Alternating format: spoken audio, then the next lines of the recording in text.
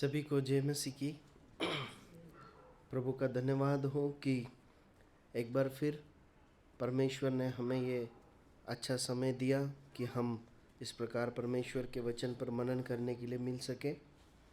हम आज के थोड़ी देर के लिए मनन के लिए एक भाग को निकालेंगे, मत्ती का सुसमाचार और उसका पहला अध्याय और उसकी 17 आयत से 25वीं आयत तक पढ़ लेंगे। मत्ती का सुसमाचार उसका पहला अध्याय और उसकी 17 आयत से 25वीं आयत तक हम पढ़ेंगे। इब्राहिम से दाऊद तक सब 14 पीढ़ी हुई और दाऊद से बाबुल को बंदी होकर पहुंचाए जाने तक 14 पीढ़ी और बंदी होकर बाबुल को पहुंचाए जाने के समय से लेकर मसीह तक 14 पीढ़ी हुई। अब यीशु मसीह का जन्म इस प्रकार से हुआ कि जब उसकी माता मरियम की मंगनी यूसुफ के साथ हो गई तो उनके इकट्ठे होने से पहले वह पवित्र आत्मा की ओर से गर्भवती पाई गई। तो उसके पति यूसुफ ने, जो धर्मी था और उसे बदनाम करना नहीं चाहता था, और उसे चुपके से त्याग देने की मनसा की। जब वह इन बातों के सोच ही में था तो प्रभु का स्वर्गदूत उसे स्वप्न में दिखाई देकर कहने लगा, हे यूसुफ, दाऊद की संतान, को अपनी पत्नी मरियम को अपने यहाँ से ले आने से मत डर, क्योंकि जो उसके गर्भ में है वह पवित्र आत्मा की ओर से है। वह पुत्र जनेगी और तू उसका नाम यीशु रखना, क्योंकि वह अपने लोगों का उनके पापों से उद्धार करेगा।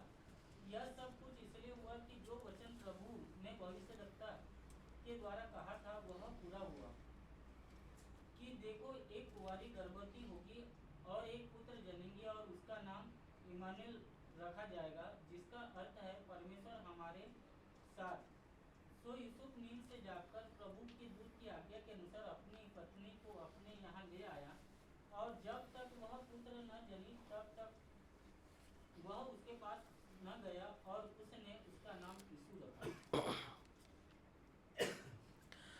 परमेश्वर अपने वचन के पढ़े और सुने जाने पर अधिकाई से आशीष दें, और इस पर मनन करने और इसे समझने के लिए प्रभु हमारी सहायता और मदद करें। हम इस अध्याय की जब 17-18 आयत को पढ़ते हैं तो हमारे लिए बहुत एक परिचित भाग है। हम जानते हैं कि प्रभु यीशु मसीह के जन्म के विषय में यहाँ पर लिखा हुआ है। प्रभु यीशु मसीह के जन्म के संबंध में हम स्वर्गदूत को मरियम से बात करते हुए देखते हैं लूका रचित सुसमाचार में, लेकिन यहाँ पर हम स्वर्गदूत को यूसुफ से, जिसकी सगाई मरियम से हुई थी, बात करते हुए देखते हैं। अगर इस भाग को हम पढ़ें तो पहली बात जो हमें सीखने को मिलती है वो यह है कि बाइबल का परमेश्वर प्रतिज्ञाओं को पूरा करने में विश्वास योग्य एक परमेश्वर है। बाइबल का परमेश्वर प्रतिज्ञाओं को पूरा करने में विश्वास योग्य परमेश्वर है। यदि परमेश्वर ने हमसे कुछ प्रतिज्ञा की है तो हम विश्वास कर सकते हैं कि वो उस प्रतिज्ञा को हमारे जीवन में समय आने पर जरूर पूरा करेंगे। 17वां आयत में हम पढ़ते हैं कि 14 पीढ़ी के 3 सेट वहाँ पर देखते हैं, मतलब टोटल 42 पीढ़ियाँ हो गई। इब्राहिम से शुरू करें तो 42 पीढ़ियाँ हो गई, और उसके बाद हम प्रभु यीशु मसीह के जन्म को देखते हैं। इब्राहिम से प्रतिज्ञा किए जाने के बाद से, इब्राहिम के समय काल से यदि 42वीं पीढ़ी तक अगर हम परमेश्वर के लोगों के जीवन काल का अध्ययन करें तो हम पाएंगे कि परमेश्वर के लोग अलग अलग दौर से होकर गुजरे हैं, और अलग अलग समय में उनकी जो आत्मिक दशा थी वो भी बहुत अलग अलग रही है। अनेकों बार उनके जीवन में अगर हम अध्ययन करें तो आत्मिक रीति से बहुत पतन का दौर देखते हैं, अनाज्ञाकारिता का दौर देखते हैं। और यही नहीं कि परमेश्वर के विरुद्ध बलवा करने के कारण, अनाज्ञाकारिता करने के कारण परमेश्वर उन्हें बंधुआई में भेज देता है। वो बाबुल की बंधुआई में, बेबीलोन की बंधुआई में चले जाते हैं। ये सब कुछ हुआ है, लेकिन उसके बावजूद परमेश्वर ने अपनी करुणा और अनुग्रह में अपने बेटे को भेजा है ना। परमेश्वर ने अपनी प्रतिज्ञाओं से पीछे नहीं हटा।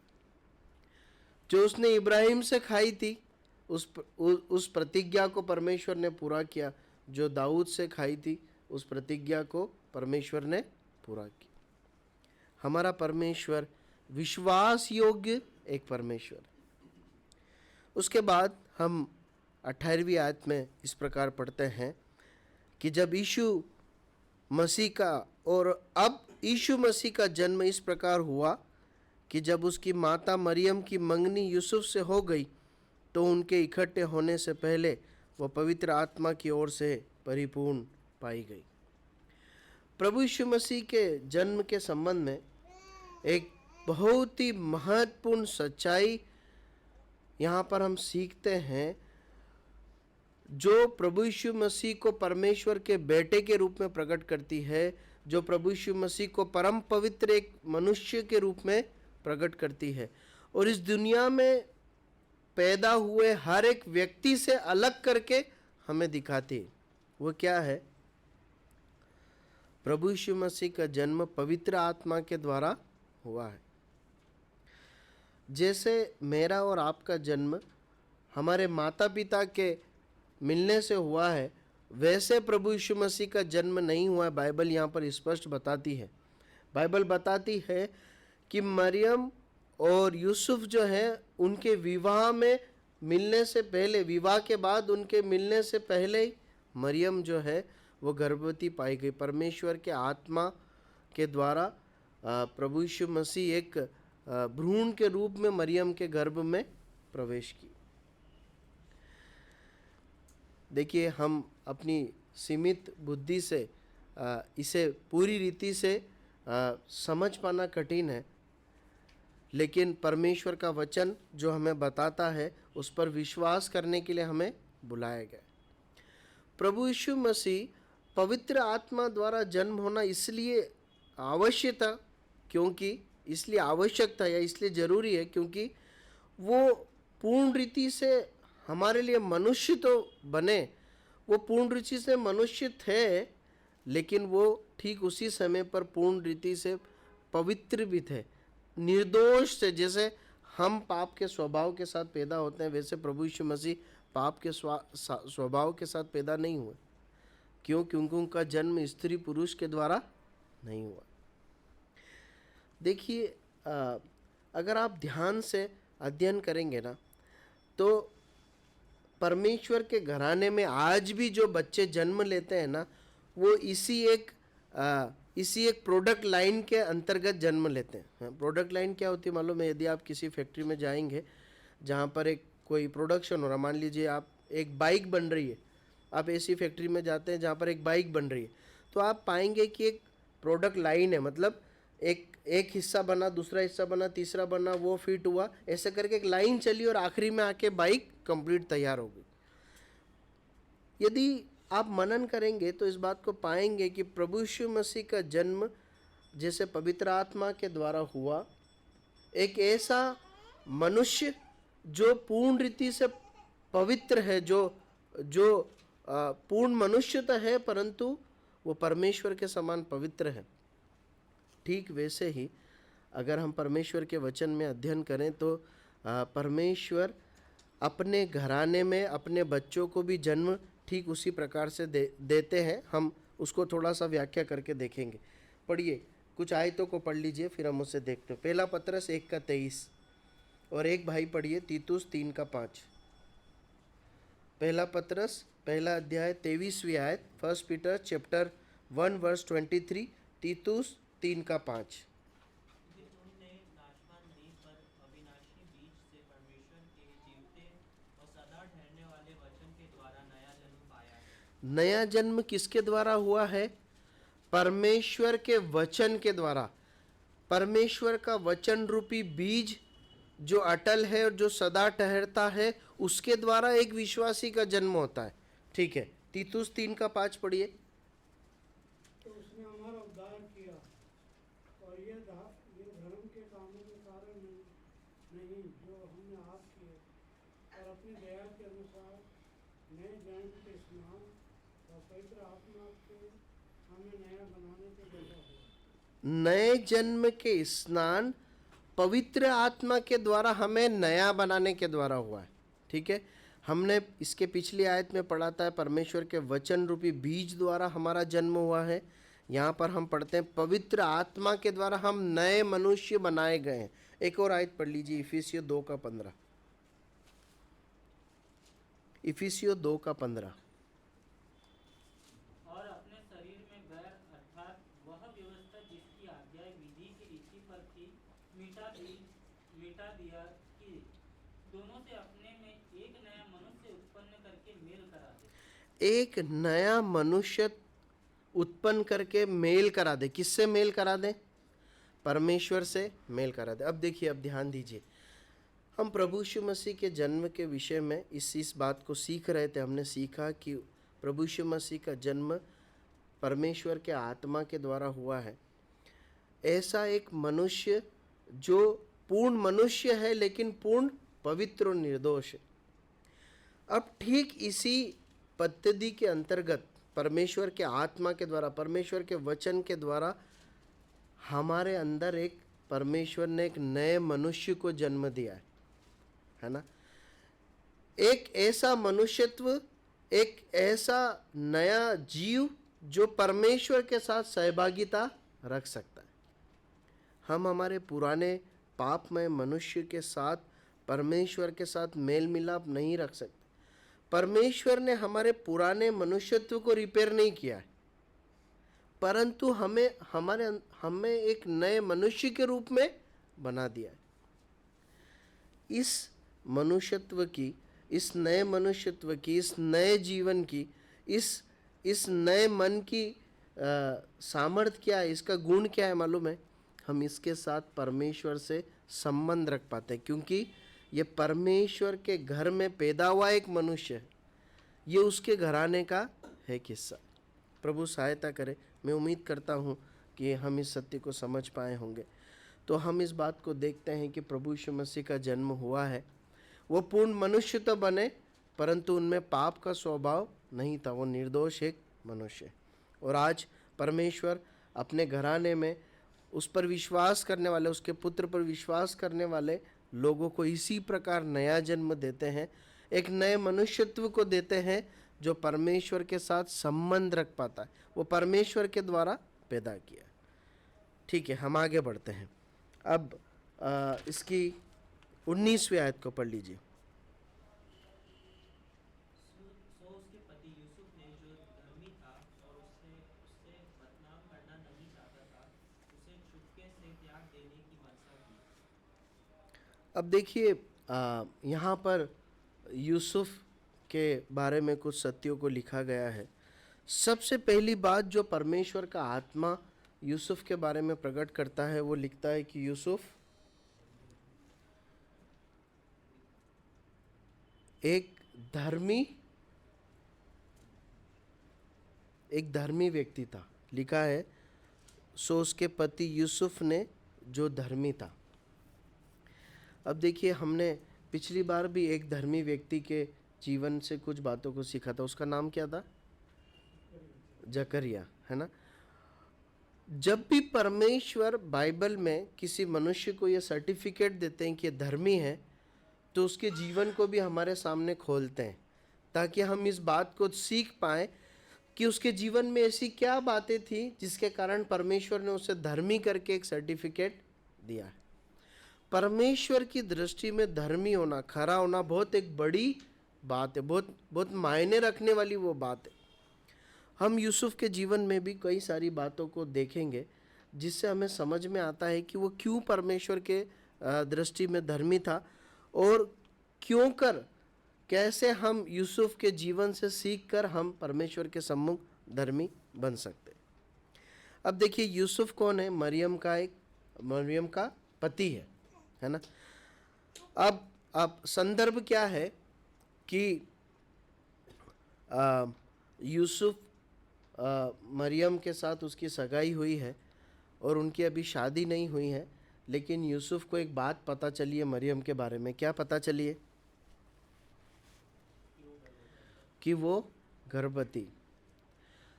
अब जरा कल्पना करके देखिए कि एक व्यक्ति की एक लड़की से बात हुई है, शादी की, सगाई हो गई है और वो शादी की तैयारियां कर रहा है और इस दौरान उसे पता चलता है कि मेरी पत्नी तो जो है वो गर्भवती। अब यूसुफ का प्रत्युत्तर देखिए क्या है। यूसुफ क्या करता है, उसके बारे में क्या लिखा है परमेश्वर के आत्मा ने? 19वीं आयत पढ़ी। तो उसके पति यूसुफ ने जो धर्मी था और उसे बदनाम करना नहीं चाहता था, उसे चुपके से त्याग देने की मनसा की। काफी। देखिए पहली बात जो यूसुफ को परमेश्वर की दृष्टि में धर्मी ठहराती है, या धर्मी व्यक्ति के लक्षणों में से, अनेक लक्षणों में से एक लक्षण हम देख सकते हैं यहाँ पर, कि वो दूसरों को बदनाम नहीं करता है ना। वो दूसरों को बदनाम नहीं करता। बदनाम करना मतलब क्या होता है?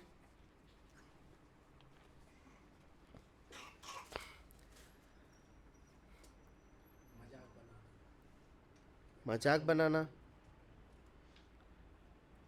देखिए जब हम इस बात को सीख रहे हैं कि हमें परमेश्वर की दृष्टि में धर्मी ठहरने के लिए दूसरे की बदनामी नहीं करना है, तो फिर समझ में आना चाहिए कि हमें क्या नहीं करना है।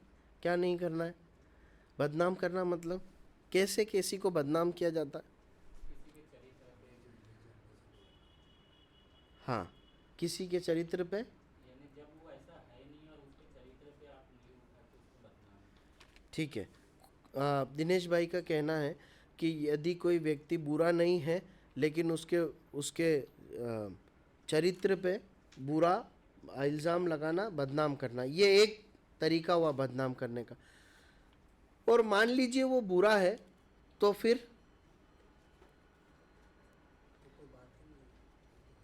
फिर क्या जा के बताना चाहिए? नहीं, यहाँ पर क्या है पिक्चर? यहाँ पर क्या है? यहाँ पर क्या हो रहा है? और उसे बदनाम नहीं करना चाहता था। हाँ, मुझे बताइए कि इस समय मालूम है क्या यूसुफ को? यूसुफ को मालूम नहीं, ये मालूम है कि वो गर्भवती है, उसकी पत्नी प्रेग्नेंट है। ये मालूम है क्या कि वो परमेश्वर के आत्मा की ओर से है? नहीं मालूम है।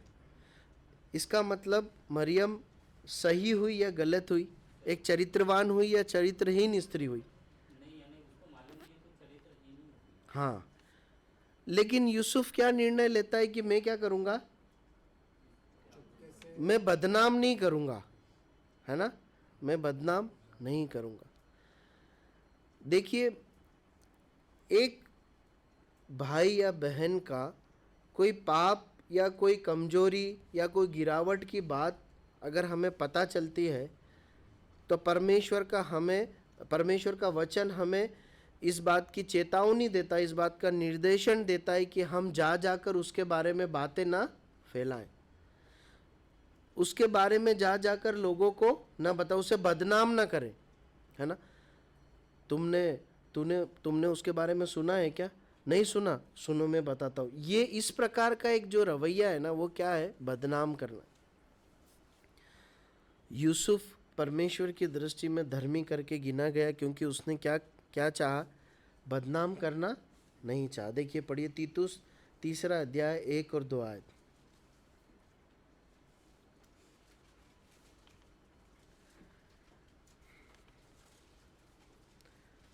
तीतुस उसका 3 अध्याय 1 और 2 आयत। लोगों को सुधि दिला कि हाकिमों और अधिकारियों के अधीन रहे और उनकी आज्ञा माने और हर एक अच्छे काम के लिए तैयार रहे। किसी को बदनाम ना करे झगड़ालू ना हो और देखिए निर्मल बस काफ़ी है। देखिए वहाँ पर लिखा है किसी को बदनाम ना करे। नए नियम में परमेश्वर के बच्चों को, परमेश्वर के लोगों को आज्ञा दी गई है कि बदनामी नहीं करना। देखिए जब ऊपरी सतही तौर पर इस बात को देखते हैं ना, तो बहुत हल्की, सतही तौर पर बहुत हल्की सी जान पड़ती, लेकिन आप पाएंगे कि कई बार ये जो किसी की कमियों को लेकर या किसी की गिरावट को लेकर या पाप को लेकर चर्चा करना, ये परमेश्वर के लोगों के बीच में बहुत लापरवाही से पाया गया और इसके बहुत बुरे परिणाम आए हैं। परमेश्वर का वचन बताता है कि हमें किसी की बदनामी नहीं करना चाहिए। ठीक है। दूसरी बात हम यूसुफ के जीवन में सीखते हैं, वो ये है कि एक धर्मी व्यक्ति जो होता है वो दूसरे के पापों पर पर्दा डालता है। न केवल वो बदनाम नहीं करता, उसके पाप की चर्चा नहीं फैलाता, परंतु उसके विपरीत वो दूसरे के पापों को ढकता है, उस पर पर्दा डालता है। देखिए यूसुफ ने क्या सोचा कि मैं क्या करूंगा, बदनाम नहीं करूंगा, परंतु कैसे त्याग दूंगा? मतलब चुपके से त्याग दूंगा। मतलब मैं उसे त्याग तो दूंगा, पर मैं उसकी बदनामी नहीं करूंगा और ज़्यादा ये चुपके से कर दूंगा ये सब, कि ज़्यादा उसकी बदनामी ना हो, पता ना चले, चुपके से उसे छोड़ दूंगा। दूसरी महत्वपूर्ण बात हम सीखते हैं कि एक धर्मी व्यक्ति दूसरे के पापों पर पर्दा डालता। देखिए एक और आयत इसे समझने के लिए पढ़ते हैं। 2 कुरिन्थियों 5वां अध्याय 19 और 20 आयत।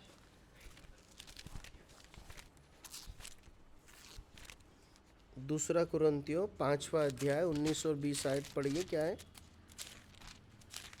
परमेश्वर ने मसीह में होकर अपने साथ संसार का मेल मिलाप कर दिया और उनके अपराधों का दोष उन पर नहीं लगाया और उसने मेल मिलाप का वचन हमें सौंप दिया। सो हम मसीह के राजदूत हैं, मानो परमेश्वर हमारे द्वारा समझाता है।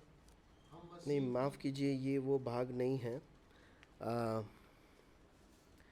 मैं वो रेफरेंस चूक रहा हूँ जहाँ पर इस बात को लिखा गया है कि मेरे ख्याल से याकूब में है, वो याकूब 5 का 19-20 पढ़िए।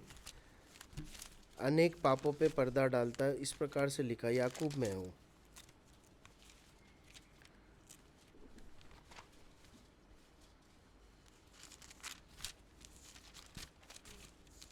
पढ़िए।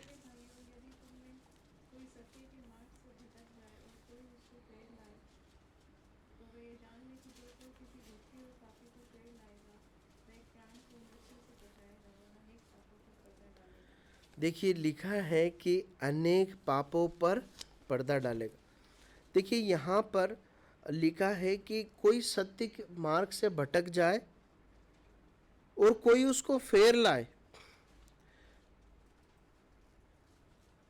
एक विश्वासी मार्ग से भटका है, दूसरा विश्वासी उस मार्ग से उसे वापस फेर कर सही मार्ग पर ला रहा है। जो ला रहा है उसके विषय में लिखा गया है कि वो मृत्यु से भी बचाएगा उस भाई या बहन को और उसके पापों पर पर्दा डालेगा। देखिए उत्पत्ति से पूरे संपूर्ण बाइबल को यदि हम पढ़ें तो उत्पत्ति की पुस्तक में हम पढ़ते हैं परमेश्वर ने आदम और हवा को पाप करने के बाद वस्त्र बना के दी, है ना। पाप करने के बाद उन्हें समझ में आया कि वो नग्न है, वो शर्मिंदगी से भर गए। परमेश्वर ने उसी लज्जा और शर्मिंदगी में उन्हें रहने दिया क्या? नहीं दिया। उनके पाप को क्या करा? ढांपा। परमेश्वर पाप को दूसरों के सामने, एक व्यक्ति के पाप को दूसरों के सामने उछालने वाला परमेश्वर नहीं है ना। वो स्वयं उस व्यक्ति को पश्चाताप का अवसर देते हैं, परंतु उसके पापों पर पर्दा डालते हैं। यहाँ पर हम यूसुफ में उस बात को देखते हैं कि न केवल वो बदनाम नहीं करता है, परंतु पर्दा डालने की कोशिश करता है। एक धर्मी व्यक्ति दूसरे को बदनाम नहीं करता है। एक धर्मी व्यक्ति दूसरे के पापों पर पर्दा डालता है। और तीसरी बात हम सीखते हैं कि वह अपने विरोध में किए गए अपराध का बदला नहीं लेता है। एक धर्मी व्यक्ति अपने विरोध में किए गए पाप या अपराध का बदला नहीं लेता। यहाँ पर यूसुफ ने उसके विरोध में जो अपराध हुआ था उसका बदला लेने के बारे में नहीं सोचा। सोचा है क्या? नहीं सोचा।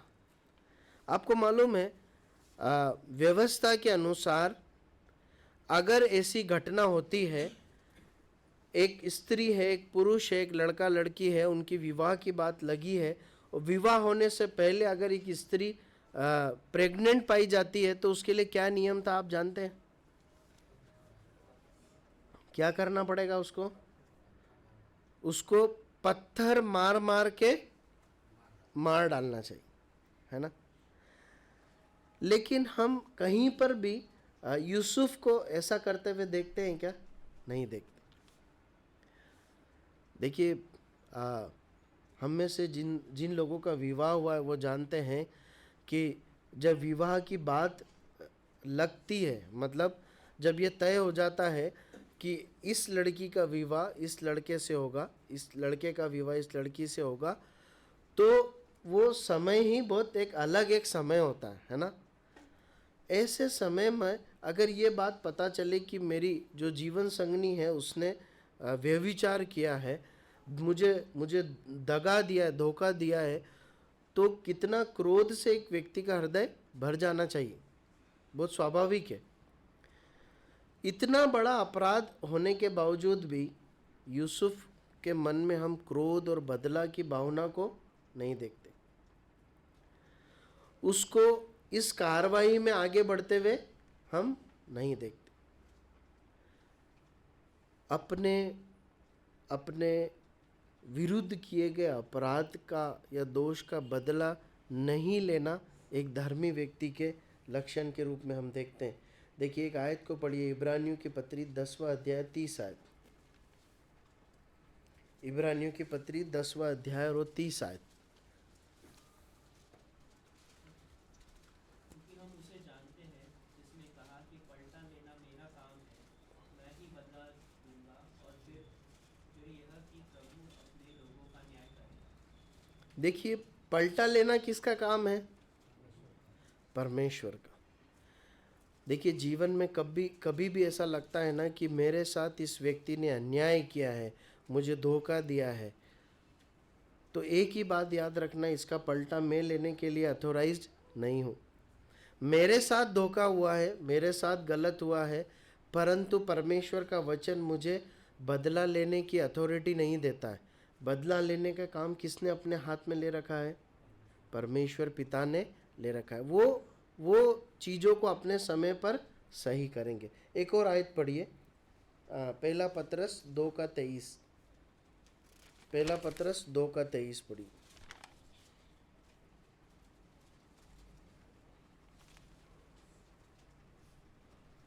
वह गाली सुनकर गाली नहीं देता था, और दुख उठाकर किसी को भी धमकी नहीं देता था, पर अपने आप को सच्चे न्यायी के हाथ में सौंपता था।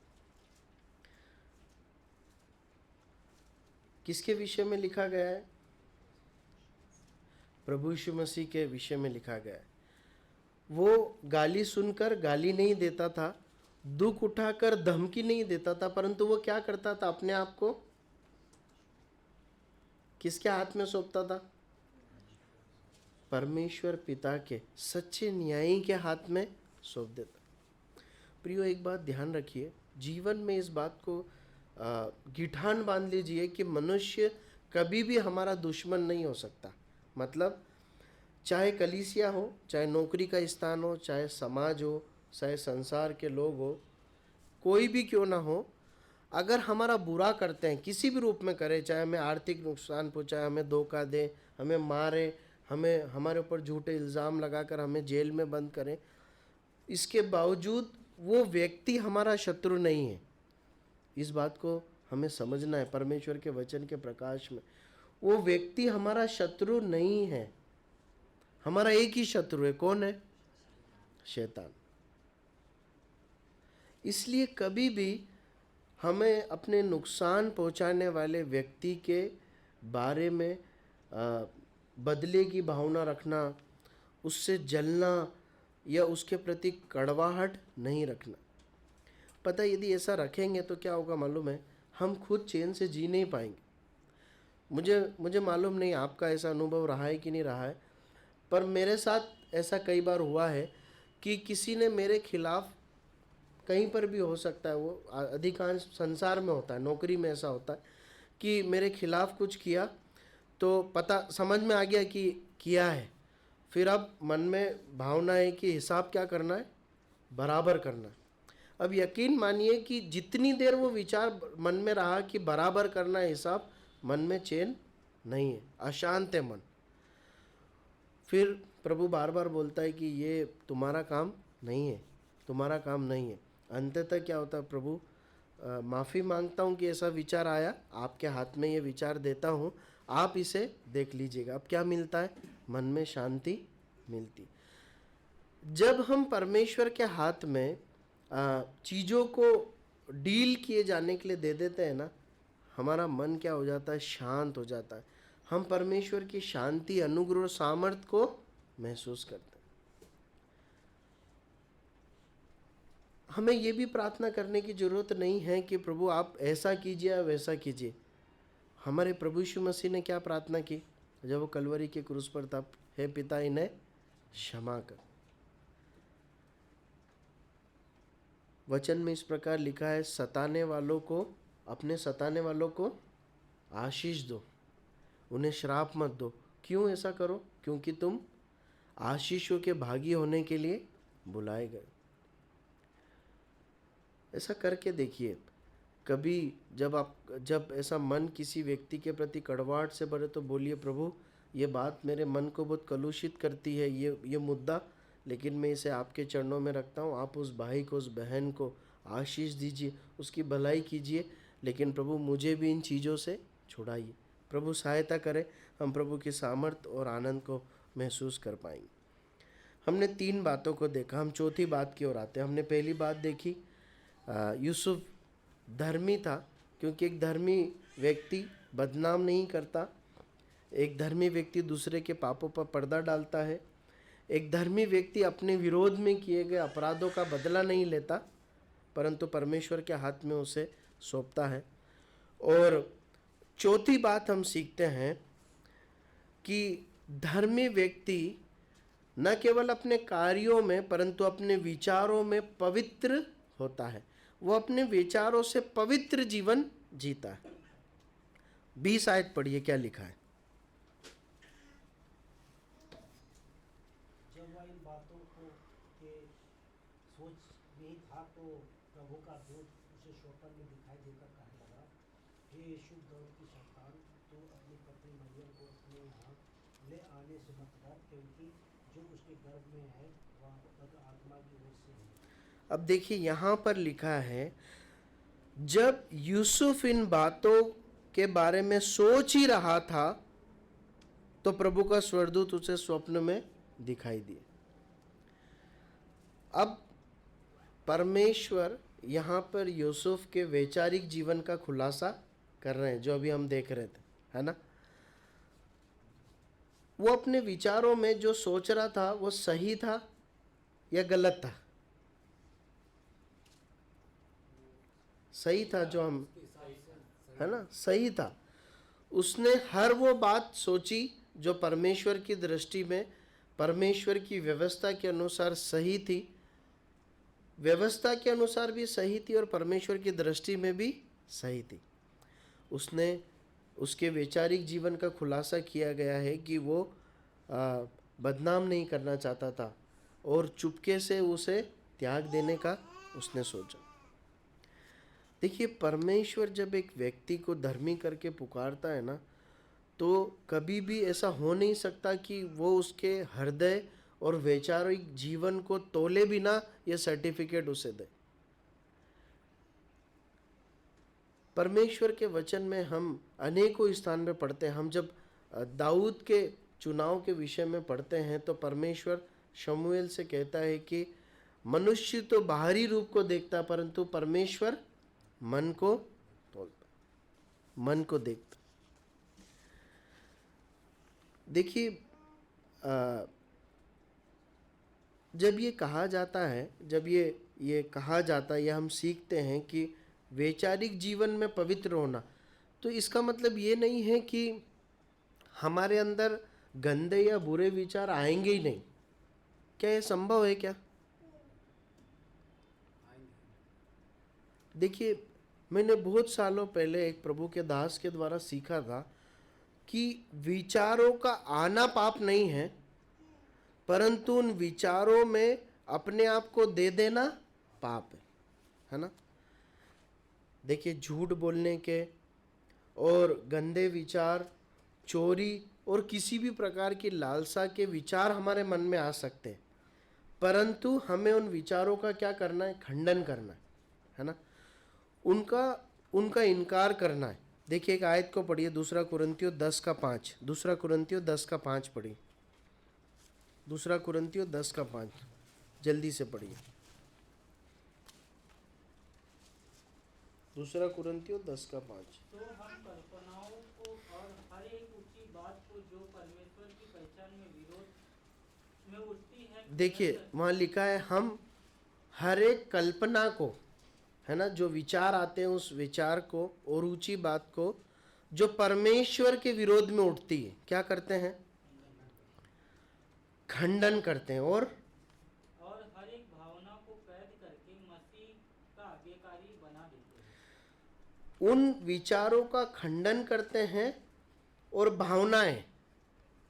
भावनाएं जिसकी हम बात कर रहे हैं, विचार या इच्छाएं, हमारे अंदर जो मन में भावनाएं निकलती है उसे के बारे में कहा गया, उसको क्या करते हैं? यदि वो परमेश्वर के विरोध में है तो उसका खंडन करते हैं, मतलब उसे ना कहते हैं और प्रभु यीशु मसीह का उसे कैदी, प्रभु यीशु मसीह का क्या क्या लिखा है वहां पर? आज्ञाकारी बना देते हैं। मतलब प्रभु यीशु मसीह का कैदी, प्रभु यीशु मसीह के अधीन उसे कर देते हैं कि प्रभु यीशु मसीह की आज्ञा में वो डील की जाए। कौन कह रहा है ये भाग?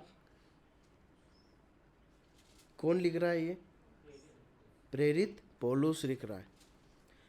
मतलब इतना बड़ा परमेश्वर का भक्त, जिसने परमेश्वर के दर्शन को पाया, जिसने परमेश्वर के लिए इतनी सेवाएं की, इतनी मिशनरी यात्राएं की, सुसमाचार को बांटा और पत्रियां लिखी, वो व्यक्ति बोल रहा है कि वो इस बात का सामना करता है। किस बात का? कि जो है परमेश्वर की पहचान के विरोध में कई कल्पनाएं और भावनाएं आती है, लेकिन वो क्या करता? उसका खंडन करता। देखिए विचार आएंगे पर हमें उसका खंडन करना और मना करना। लेकिन इसमें एक और सिद्धांत है। मैंने अपने मसीह जीवन के अनुभव से, परमेश्वर के वचन के प्रकाश से इस बात को सीखा है, विचारों का आना भी एक विश्वासी काफ़ी हद तक नियंत्रण कर सकता है। आप समझ रहे हैं मैं क्या कहने जा रहा हूँ? ध्यान से सुनिए। हमने इस बात को देखा, विचारों का आना पाप नहीं, परंतु विचारों में गिर जाना पाप है। उसको मन में मंथन करके उसमें आनंद लेना, उस पाप में, वो पाप है। ठीक है। लेकिन अगर बार बार लगातार हर दिन लंबे समय तक कोई विचार बार बार हमें प्रभावित कर रहा है ना, हमारे अंदर आ रहा है, तो इसका कारण क्या है मालूम है? हमारे जीवन में कुछ समस्या है। हम विचारों को आने से भी काफ़ी हद तक रोक सकते हैं। मैं आपको बताना चाहता हूँ, मैंने अपने जीवन के अनुभव में देखा है, मसीह जीवन के अनुभव में, मैंने जब जब अपने जीवन में परमेश्वर के वचन को पढ़ने में लापरवाही की है, वचन को पढ़ने में अनुशासनहीनता दिखाई है, सभाओं के प्रति लापरवाही की है और मनोरंजन में या संसार में समय बिताया है, मैंने इस बात को बार बार नोटिस किया है कि विचार ज़्यादा आते हैं, बुरे विचार ज़्यादा आते हैं, बार बार उनका हमला होता है। अब मैं उम्मीद करता हूँ ध्यान से सुन रहे हैं। लेकिन जब हम अपने आप को व्यस्त करते हैं परमेश्वर के वचन को पढ़ने में, वचन से भरने में, परमेश्वर के कार्यों को करने में, परमेश्वर के लिए परिश्रम करने में, हमारे भाई बहनों के साथ सहभागिता में समय बिताने में, जब हम अपने मोबाइल को यूज़ करने में डिसिप्लिन होते हैं तो वो विचार कम आते हैं। और मैं जब इस बात को कह रहा हूँ तो मुझे पूरा विश्वास है कि आपके जीवन का भी अनुभव रहा होगा। हमेशा हमारे वैचारिक जीवन एक जैसे नहीं होते, मतलब हमारे वैचारिक जीवन के भी अलग अलग दौर होते हैं। हमेशा एक जैसे विचारधारा में नहीं जीते हैं क्या? नहीं जीते, सही है ना? कभी कुछ विचार हमें परेशान करते हैं तो कभी कुछ विचार परेशान करते हैं। कुछ समय तक कुछ विचार रहते हैं, कुछ दिनों तक कुछ विचार रहते हैं, फिर नई चीज़ें आते जाती। अंततः इस पर जो नियंत्रण है या इस पर हम लगाम लगा सकते हैं, उसका एकमात्र आधार क्या है मालूम है? हम परमेश्वर के पास जाएं, परमेश्वर के साथ समय बिताएं, परमेश्वर के वचन से अपने आप को भरें। हम परमेश्वर के लिए व्यस्त हो तो व्यर्थ के विचार से हम बच सकते। ठीक है, देखिए ये क्यों जरूरी है? क्योंकि परमेश्वर हमारे विचारों को देखते हैं, है ना? वहाँ पर हम क्या पढ़ते हैं? स्वर्गदूत क्या कहता है? स्वर्गदूत कहता है कि तुम मरियम को अपने घर ले आने से मत डर। स्वर्गदूत को किसने बताया? परमेश्वर जानते हैं। यूसुफ ने किसी को नहीं बताया। यूसुफ ने तो सोचा मैं चुपके से करूँगा, लेकिन परमेश्वर से हमारे हृदय के विचार छुप नहीं सकते। हमारे विचारों को देखकर जैसे हमारे विचार होंगे वैसे ही परमेश्वर हमारे साथ डील करेगा। आप समझ रहे हैं? यहाँ पर यूसुफ के विचारों पर परमेश्वर ने अपनी सहमति और असहमति प्रकट की। परमेश्वर ने इस बात को जाना कि विचारों में खरा व्यक्ति और ये योजना बना रहा है। परमेश्वर ने बताया ऐसा मत कर, है ना? प्रियो, हम जैसे विचार रखेंगे, परमेश्वर हमारे विचारों को जानते हैं और उसके अनुसार हमारे साथ डील करते हैं। एक और बात देखकर समाप्त करेंगे। धर्मी व्यक्ति है ना, दूसरों की भलाई की चिंता करता है। अब देखिए, जब परमेश्वर के स्वर्गदूत ने यूसुफ से कहा कि तू अपने यहाँ उसे लाने से मत डर, उसके बाद बताया क्यों मत डर? क्योंकि उसके गर्भ में जो है वो परमेश्वर की ओर से है, परमेश्वर के आत्मा की ओर से है, तो उसका नाम यीशु रखना, है ना? और ये इसलिए हुआ कि बहुत सालों पहले जो वचन कहा गया था वो पूरा हो। और वो क्या करेगा? अपने लोगों का पापों से छुटकारा करेगा। अब मुझे एक बात बताइए, इसमें सीधे सीधे यूसुफ को कोई बेनिफिट है क्या? सीधे सीधे यूसुफ को कुछ फायदा है? नहीं फायदा, नहीं है ना? लेकिन फिर भी यूसुफ ने इस बात के प्रति समर्पण किया, इस बात को माना, परमेश्वर की इस बात को माना। ठीक है, परमेश्वर आपने जो है कहा है, मैं इसे मानूंगा, मुझे कुछ फ़ायदा, मतलब उसने ऐसा बोला नहीं, पर उसको सीधे सीधे कुछ फ़ायदा दिखाई नहीं देता। अपना फ़ायदा देखे बगैर दूसरे की भलाई चाहने वाला एक व्यक्ति होता है जो परमेश्वर की दृष्टि में धर्मी होता है। अब इसमें एक और बात जुड़ी है, जब एक व्यक्ति दूसरे की भलाई चाहता है ना, तो उसकी भलाई खुद से निकल के आती है। कैसे? क्योंकि जब प्रभु यीशु मसीह अपने लोगों का पापों से उद्धार करेंगे तो वो उद्धार किसके लिए भी उपलब्ध है? यूसुफ के लिए भी उपलब्ध है ना? यूसुफ भी उन लोगों में से है जो उद्धार पाएगा। आखिरी बात देखकर समाप्त करते हैं। सो यूसुफ 24 आयत में लिखा है, सो यूसुफ नींद से जागकर प्रभु के दूत की आज्ञा के अनुसार अपनी पत्नी को अपने यहाँ ले आया, और जब तक वह पुत्र न जनी तब तक उसके पास न गया, और उसने उसका नाम यीशु रखा। एक धर्मी व्यक्ति वो है जिसके जीवन में परमेश्वर का वचन आदर पाता है, जिसके जीवन में हम परमेश्वर के वचन को पूरा होते हुए देखते हैं। मतलब जो हम परमेश्वर के वचन बाइबल में पढ़ते हैं, उन आशीषों को, उन आज्ञाओं को, उन प्रत्युत्तरों को उसके व्यक्ति के जीवन में होता हुआ देखते हैं। अब देखिए यहाँ पर लिखा था एक कुंवारी गर्भवती होगी, है ना, और एक पुत्र को जनेगी। ऐसा होगा, ऐसा लिखा था परमेश्वर के वचन में, लेकिन पूरा कैसे हो पाया? यूसुफ की आज्ञाकारिता के कारण हो पाया, है ना। यूसुफ की आज्ञाकारिता के कारण हो पाया। यूसुफ ने परमेश्वर के वचन को अपने जीवन में आदर दिया, उसके प्रति आज्ञाकारिता बताई, उसे पूरा होने के लिए अपने जीवन को सौंपा। देखिए, जब ऊपरी तरह से बोलते हैं ना तो बहुत आसान है, परंतु ये बहुत एक कठिन बात थी। कैसे बोल सकते हैं? उसके बाद पता है क्या लिखा है? यूसुफ नींद से जागकर प्रभु के दूत की आज्ञा अनुसार अपनी पत्नी को अपने यहाँ ले आया। मैं जब इस भाग पर सोच रहा था तो मुझे ऐसा समझ में आया कि इस एक आज्ञाकारिता के कारण उसकी पूरी शादी का जो कार्यक्रम था वो पूरा डिस्टर्ब हो गया। क्यों? क्योंकि सगाई हुई है, शादी की तारीख तय है, लेकिन स्वर्गदूत ने बोला तो यूसुफ ने क्या करा? ताबड़तोड़ जाकर अपनी पत्नी को लेके आया, है ना। वहाँ ऐसा नहीं मतलब ऐसा समझ में आता है कि उसने उस कार्य को तत्परता से तुरंत किया।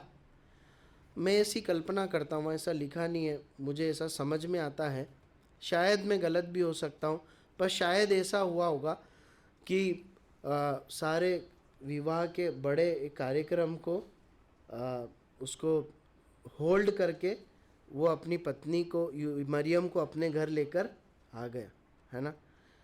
जितने भी उसने मंसूबे बनाए होंगे वो एक तरफ है, और परमेश्वर के वचन के प्रति आज्ञाकारिता एक तरफ है, क्योंकि उसे कुछ जिम्मेदारी परमेश्वर के वचन ने दी है।